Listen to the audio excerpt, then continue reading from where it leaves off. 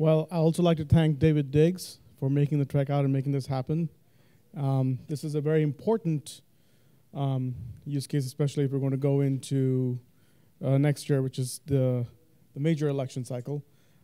As we're setting up for our next panel, I do want to take some time to thank you all for coming in and staying with us. We're running a little bit behind schedule, and we'll set up pretty quickly. The next panel is the A2P panel, and I'll let the panelists describe and introduce themselves and describe what they do.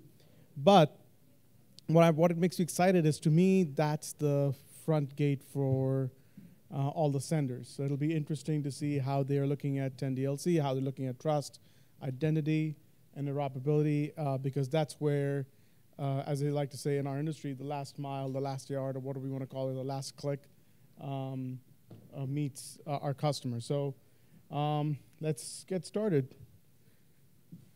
We're good. All right.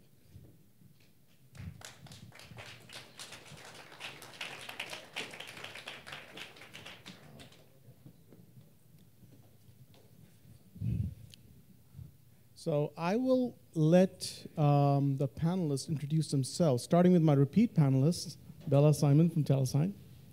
Hi, everyone. I'm Bella Simon. I'm from Telesign. I lead our growth sales team. So we're really focused on helping our key customers identify opportunities for growth, optimize their current messaging and customer engagements, and overall just providing a white glove approach. I'm Nate Kleiger from Attentive. I lead all of our messaging strategy and operations, so that's a lot of the partnerships with folks in this room on the carrier and the aggregator side. I've been at Attentive for the last 3 years, which is my only 3 years in the messaging industry, so it's been fun to meet many of the folks in this room, and this is our first time speaking at one of these events, and excited to be here. Hi, I'm Anurag Radeja. Yeah, I'm Anurag Radeja. I am a product leader on Twilio's messaging team. I lead the messaging API, the program messaging API, the verification API, conversations API, Notify, and other products. Hi, this is Moons Barde. I'm from Newstar. I'm on the product management team. I lead products ranging from voice to messaging to some of the fraud mitigation tools. Great. Now, I'm going to start with you, Moons, just because I've known you a pretty long time, and I know this is a cause that's close to your heart. Trust, authentication, authorization is only as good as the data that powers it. So talk to me about what keeps you up at night in your role at Newstar about the data that you're trying to curate. So it only goes as far as the quality of data that you get, and not just the quality, but also behind the scene, the coverage of the data that you get. Because sometimes when you're trying to do validation, verification, or authentication of a certain area or region, and you have sketchy coverage over there, then that makes it very difficult, right? Because when your customers actually are depending on you to provide all the signals, right? And when you cannot deterministically say that this is good or this particular number is bad, then you're lacking something. So that kind of hints that you have to do a little bit more to increase the scale of improving coverage over there. I echo what he's saying. We have a few products around identity match, silent network auth, and I think the biggest, and those are new products, right, in beta. And I think one of the challenges we see is coverage, especially when you get to MNOs and stuff like that, we have a lack of coverage. So I echo what Moons is saying around coverage. I think that's the bigger one. Bella, you can't talk about Telesign without trust, and I would say vice versa. But. Yeah, I think when we're looking at the pandemic too, right, a lot of behaviors changed. So how are you engaging with your carrier? Like, how is the user engaging with their carrier? I mean, I have email billing set up for almost all of my accounts, right? So there are definitely accounts I log into and I see my old address. So is that even, is that data even reliable anymore? So I think that there's one, absolutely, coverage, huge, especially when we're talking about on a global scale. And then two, how reliable is that data? There are lots of alternative sources that are gathering data that is, frankly, shown to be a lot more efficient and perform better than what we may see from the carriers. Could you share an example or? Yeah, I think name and address is a big one. Again, it is all very dependent on market. But looking at name and address, some of it's going to be only carrier, right? That kind of falls into the SIM spot, porting, et cetera, discussion. But it's really dependent on the objectives of the customer. I would be interested in what Mons has to say about that as well. Yeah, I can share an example. So for instance, if you are being dependent by your customer for coverage in Indonesia, right? And all of a sudden, the enterprise who wants to do texting for two-factor authentication, and they don't want to send it to someone who has, sketchy coverage, because they don't want to lose those secure messages, and they don't want them to land in some weird hands. So in that case, you go and you acquire those assets, but then you realize that you're not 100% over there, and all of a sudden you have let's say one carrier is not providing you the coverage. Then all of a sudden that particular brand has lost a touch with that particular part of the country, and this could scale anywhere. I mean, I just took an example of Indonesia because it's a very common example that comes up because of restrictive policies. Nate, do you have a thought of? I don't think we have a ton in this area. I think especially since we're primarily focused in the U.S. right now, but I think it's something that we're continuing to look at as we look to expand internationally. And I think we also rely on a lot of our partners in the space to help educate us as we go into those markets and figure out what roadblocks are we going to hit in those markets as well. Which brings me to my next question. We heard a theme about need of better education about 10DLC, letting people know how the system works. As perhaps the biggest use case provider in the market right now, what are the challenges are you seeing? Yeah, I've had a lot of conversations around this in the last couple of days with folks here, but I think our biggest challenge with 10DLC right now has actually been trying to explain it to our customers on the other side. And so our primary customer that we have today is your marketer at a brand. And for many of those people, SMS is already a new channel for them, and so they're just getting used to how does the industry work, understanding that there's capacity constraints, understanding that there's different rules by carrier and things like that. And so going to explain to a brand the differences in 10DLC from what they're experienced with today has been really challenging for us. And I think we're, for the first time, though, really considering exploring more 10DLC options going forward, but it's still early for us. So are you still focused more on the shortcode side, or are you seeing people transition more? Yeah, I think today, over 90% of our traffic is still on shortcodes. I think we have a very significant toll-free business, and I think we've been very successful in that. And I think as we move forward, we're trying to figure out where does 10DLC fit into our strategy. And I think a lot of that, in the past has been some of the operational effort around onboarding, but I think a lot of that has gotten cleaned up recently. And so I think we're now really looking forward to using it as an option, especially for places like MMS where toll-free is very constrained. That's a great point. This brings me to Anurag, so we have a little bit of a great relationship here because there are suppliers who are partners and partners who are suppliers to each other. Anurag, Lauren, when she was at the Vegas event, talked about frictionless authentication for that tool he was getting a big focus on. Walk us through some of the challenges you're seeing as a product owner in terms of creating what should be a simple interface and simple ask. Yeah, I think, what Nate just called out, right? And I think in the previous, we just heard it, right? Explaining to your customers, what is 10DLC, right? And back in the day, you used to have an instant aha moment. You connect to the API and you can send a message. There's an aha moment. Now there's friction added to it. So some of the things that we are doing at Twilio is we're looking at how do we productize this whole process as part of onboarding, as part of our APIs.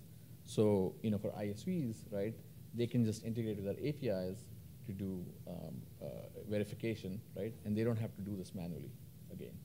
So those are some of the things we are doing. How do we productize these things and make it easier and reduce the friction? So what would be a good example of that reducing friction? I think one great example is, if Nate has a customer, they come to Nate and they say, okay, here's my registration information. Then somebody in Nate's company has to go and put it into Twilio's system, right? So you have all these steps built in, and it adds time and it adds friction, right? So if you can automate this process, right? So you don't have to copy the same information multiple times. You have APIs level integration, especially for ISVs. It makes the friction a lot less. Are you seeing this as an improvement to self-sign-up, which is probably where most of the friction comes in for KYC? Well, self-sign-up, and also, ISVs can also have not self-sign-up, but still you have this multiple people involved in signing up in operations, product operations. And our goal is, let's make our APIs, let's make onboarding through APIs accessible. So we don't have to have, we don't need ISVs to have people put the same amount of information into your site. It's easier to do it when you have to do it once. It's much more harder when you have to do it for like 10,000 customers. And to the extent you can share, what are some of the biggest data challenges? Because I think that, to me, this is all a data problem and a data vetting problem. What are some of the data challenges that you're seeing around? Well, okay, let's just go a little bit broader, right? Okay, Not just yeah, NDLC, right? So because this KYC is just happening across the globe, right? Yeah. Recently, we had the whole Singapore thing come up, right? And there was a lot of, people were not sure what all information do you need. You had to register an entity in Singapore.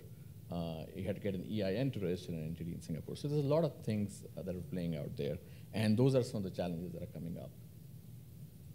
So it's the diversity in like the markets. Like every market is kind of implementing it. Every market is implementing it differently. We are seeing something coming out of Australia now. And as another global company, Telesign. Yeah, I was going to say not just market, right, but also the carriers and operators within that market operate differently. So I think this is going to be a common theme, but the homogenization of offerings, the more closely aligned we can get as an industry, the better we can serve our customers. And then from there, that's what gives us a more sustainable future, in my opinion. And that's a great point, because we are sitting in what I feel like is in a very closed room. It is not being streamed or in no press, if we didn't say that already. But what would be the ask of this room? Because I want to get to the meat of the issue, because what I feel is you all and folks like you are on the front lines of either having to convince people who don't know, and we're all talking about people. Yes, these are brands and companies. We're talking to someone on the other side of the Zoom or the phone call and saying, this is how the world works. What can they do to make that job easier? I think of the saying, rising tides lift all boats. It's a little cheesy, but truly, I think if we were able to offer uniformity, whether it is a matter of coverage in different markets, SimSwap is a great example there. How can we really provide offerings to our customers and make them, I'm not going to say easily accessible, right? Because there obviously are constraints around that. Some for good reason, but some actually end up backfiring. So uniformity in offerings, pricing uniformity would be amazing too. And I think just being able, like as far as a model, a cost model basis, and then I feel it's like, can't we all just be friends? I know that that's a lot to ask, but how can we really like we are as a group trying to fight the fraudsters, right? So how can we come together in a way that really enables to do that in a scalable manner? And that's a great point. Go ahead. Sorry. So I was going to add to this. Earlier, someone brought up about the Open API gateway, right? Or the Camara project, as a lot of people know. Those kind of initiatives have happened before, and somehow they got subdued. But that is the right path, right? Again, we're all from the same industry over here. Accessibility in a secure environment is the key to provide trust to our consumers, right? These kind of APIs, there was one project in the US also, and that kind of like also went down. Again, I see a common theme over here. Collaboration is lacking, right? I want more collaboration amongst us. We always think that like, oh, if I collaborate too much, I might be losing that key point. I might be losing that data set that somebody else is going to monetize on, right, instead of me. And we are thinking about like, monetization 5 years down the road. It's not a whole lot of money. Imagine if without those key ingredients, the business might not survive. We already have a lot of erosion happening from other services, whether it's on RCS or whether it's on 10DLC, right? But that way, like, whether it's open API or whether it's crypto, sorry, not crypto, I mean, whether it's blockchain, right? Whether you use blockchain, and I know some industries are using it. That could be a way to securely access the data sets and scale it, as Bella was talking about. That's a great point, because we're going to talk about the blockchain aspect of chain of custody, proof of provenance, and we have a good panel coming for that as well. But speaking of data sets, you talked about competition, but like I'm talking to product people here, most of you.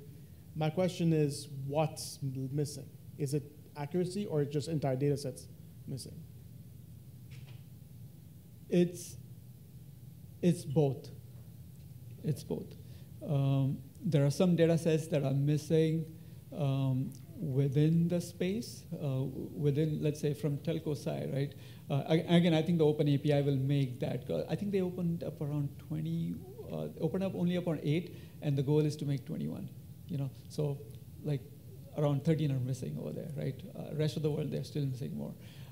But accuracy also, and not just accuracy, how secure that accuracy is, right? How deterministic it is, right? Because sometimes someone says it's accurate, but there's a probabilistic angle to it, right? How much you vet your brand, how much you vet a current customer of yours or enterprise, right? And then you score them. As soon as someone says the word score, it's probabilistic, right? Now you have a varying degree of accuracy over there. So that boils down into like, how you improve trust in this mechanism. And how does that play into the identity aspect of this? So what it does is, that's where telcos come in, and a lot of us, we work on the backbone of telco, right? And they slowly and slowly, they are tending to become the utilities in this industry, right? But they need to be monetized in some way, because if they don't improve the infrastructure, some of the services we provide or we are thinking of provide as product managers over here, they might not be, like the roadmap might not even reach there, right? So that thing has to happen. So somehow we have to include them into some of these discussions. And that could even mean, as Glenn brought in earlier, about some regulatory hand-holding, right? I wouldn't say action, hand-holding, So let's click down on that a little bit more. And you brought up SIM swap. Just to level set the discussion, do you want to just describe what you see as SIM swap, and then let's go through and kind of have that discussion as to why that's so hard to solve? Yeah, so one, variation by markets, right? There are just some markets where that data is not available to us. In markets where that data is available, sometimes not all the carriers are open to providing that, right? So, I mean, the US is a great example. I don't think we need to beat around the bush there. I think if we were able to, the most important thing is ensuring that that data is being used properly. So I understand the need for regulation, that's a heavy word, but in so much as like it is private data, how can we make sure this is being used for the right reasons? But I think we've also seen the flip side of that, where people have been, lost millions of dollars because of a SIM swap attack. So that one's always really poignant, because we've seen this, of course, across our financial customers, but also our social media platforms, where the accounts themselves carry such a weight. We talked about political landscape as well. That's a huge part of that. So while the effect of SIM swap isn't necessarily widespread, the depth is pretty significant when they do happen. So if there was an approval process, whatever needed to be done, if there was a way to productize it or enable our customers to leverage that in a positive way, that might be a little too optimistic, but. Well, we're having an optimistic conversation. This all day has been about optimistic conversation, and we want to start having more of those. But sorry, Anurag, you were going to say. I was going to say, the other thing is pricing, right? So pricing is not the same across the globe, especially for SwimSwap, and that makes it a little bit challenging for customers to adopt something like SwimSwap. But yeah, if you look at the news, recent news, if a lot of financial services customers were using SwimSwap, a lot of these attacks would have been prevented. And that's the data that's kind of hard to get consistently. We had a customer who chalked up 50% of their account takeovers to SimSwap.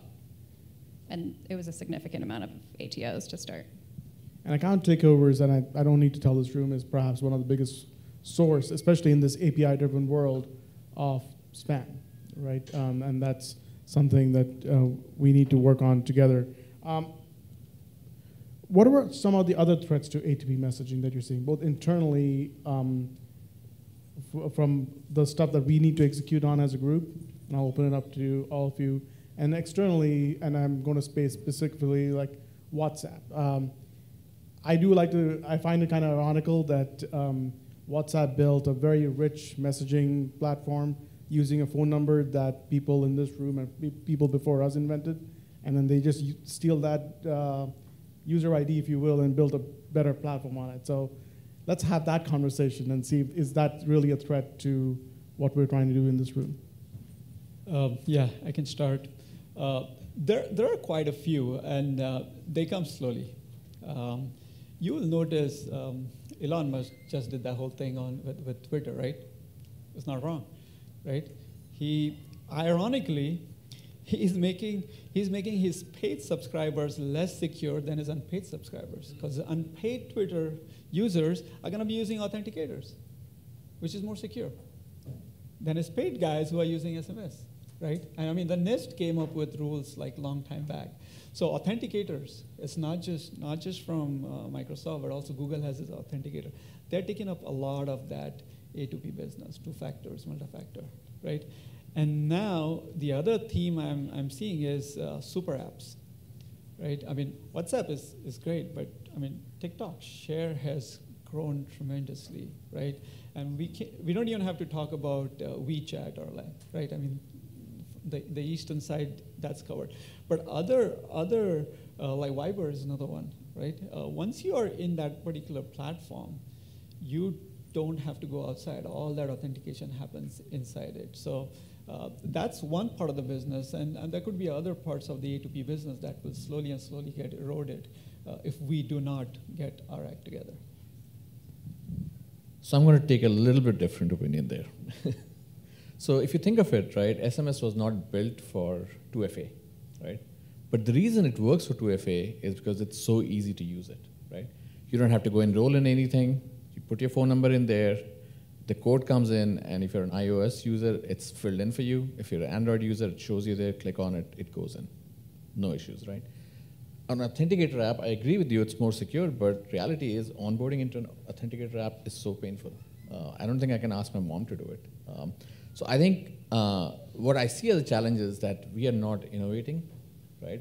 WhatsApp has some really good things. You brought up earlier, right? You can see, has your message been read, delivered, all those things. And I think we are missing the data. So I think what I would like to see is us innovate those things, right? And not wait on other things to catch up. Let's innovate those things and make sure that we have this channel works really well. Let's keep it that way. So I'll bring the marketing approach into the conversation a little bit here. I think for us, there's really two primary risks to A2P messaging. I think the first actually comes back to trust.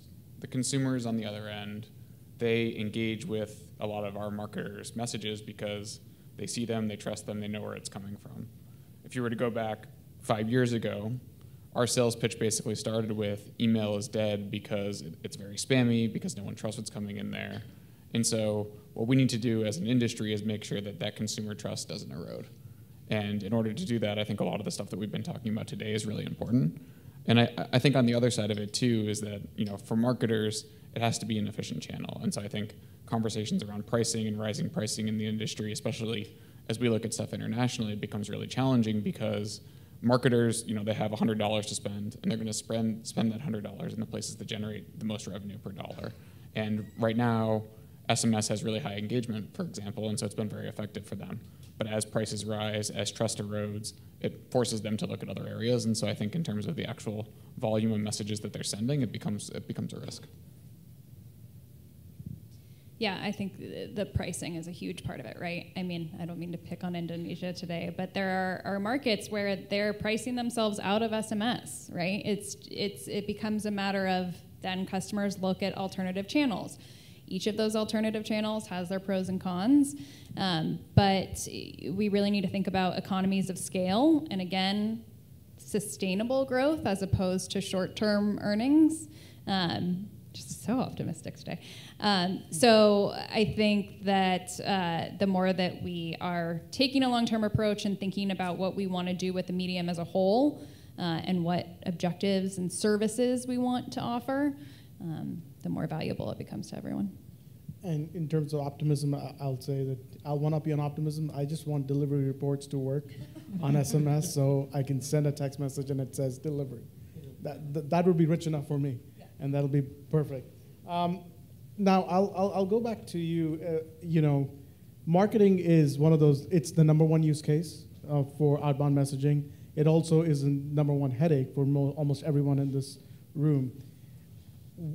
2 questions. What do we get wrong about marketing as a use case, as an industry? And number 2, what would your ask be of this room? So I think in terms of what we've gotten wrong about marketing as an industry, I think it's about understanding that it's a very complex space. And I touched on it a little bit earlier, but I think the marketer that you're selling into at a lot of these companies does not have a lot of the deeper level experience that we have sitting in this room. And so when you talk to them about the complexities, trying to make it simple for them when things are constantly changing and there's new regulations and there's 3 different phone number types where the trade-offs are not necessarily clear for them is really challenging. And I think we've gotten better over time, but at the same time, I think there's a lot that we can do to make things simpler for them.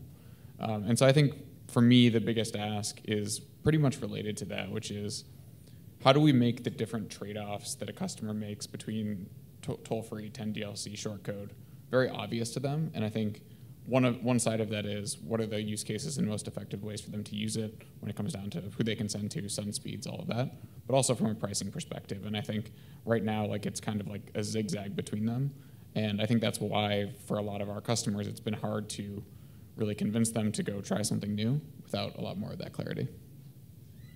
And so I'm going to ask then the other question I want to ask is, have you seen an uptick in messaging because of Apple's rules on App Store tracking?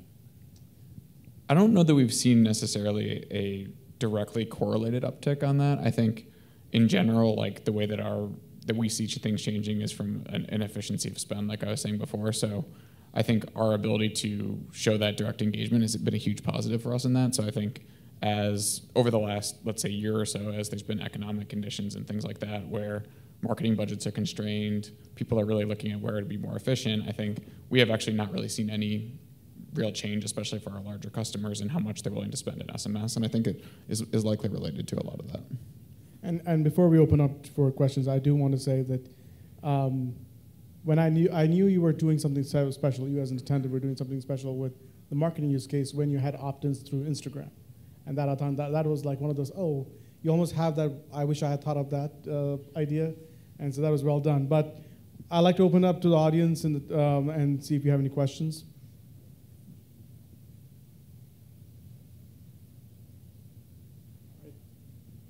Great. Oh, we have one.